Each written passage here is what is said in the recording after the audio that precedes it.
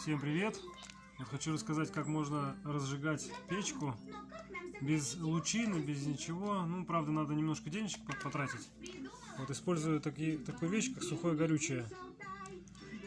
Вот одну таблетку ломаю на 4 части, и вот 1/4 хватает разжечь печку.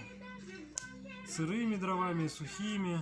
Вот ставлю и разжигается очень хорошо и быстро. Так что такая пачка 10 штук стоит 120 рублей. Вот ее делить на 4 части, здесь 40 штук получается, на 40 растопок. Ну, где-то на полмесяца, на 15 дней. Очень недорого и эффективно. Вот разжигал и сырые дрова, и вот сухие еще лучше разогораются. Не нужно ни щепа, ничто не нужно. Так что советую.